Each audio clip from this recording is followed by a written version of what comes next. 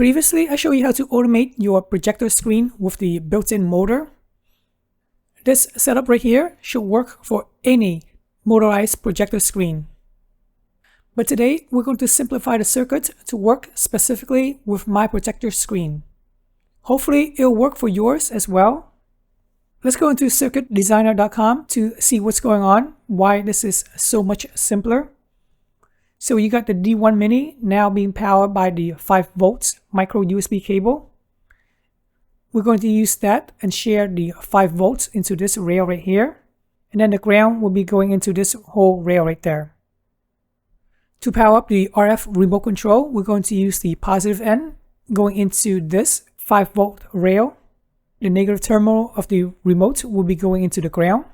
As soon as the D1 Mini gets power, it's going to feed this RF remote control as well. This will be instantly ground as well. This will be instantly ground, as well as this terminal right here of the remote.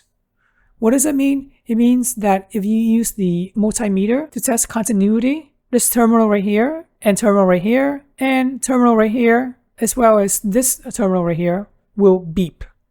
Knowing that they're all on the same circuit, ground, then we don't need any relay at all. We can just use these terminals. For instance, the up will be going to the D5. The stop right here will be going to the D6. And the down will go into D7. And that's it. The circuit is now much simpler. No more relays, no more buck converter. In real life, this is what my setup looks like. There's the D1 Mini. Here's the RF remote. And of course, I added the IR transmitter to control my projector. If you're curious how to do that, please refer to my previous video on how to make your IR remote even better.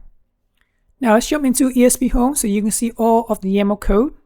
Don't worry about pausing the video and trying to type it all down. I'll have the link for you to use so you can just copy and paste the code. The switch will be the D5, D6, and D7. On the GUI interface, you can see it right here, which is the down, stop, and up. For line 50 to 66, you got the cover. So this is what it looks like. I labeled it as the screen, and you can control it up, down, as well as the stop. Again, all of this code was thoroughly covered in the last video, so feel free to refer to that if you need to. From line 68 to 79, I added the remote transmitter, the remote IR transmitter. And here it is on the GUI, which is the Christie power for my Christie projector. This is the button, and if I press on it, then it will power up the projector. To power down, I'll have to double press it. And all of this is automated via 2 automations right here. If you remember, when I press down 3 times, everything will be automated for the projector to go down.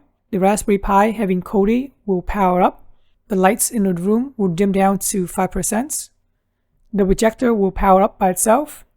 Looking at the YAML code of the automation, this is what it looks like. The only thing that I added in from the previous video is the button press to power up the projector. Alright, hopefully this video helps you with automating your whole movie experience at the house. I really appreciate you guys subscribing to my channel, liking this video, and thanks for watching.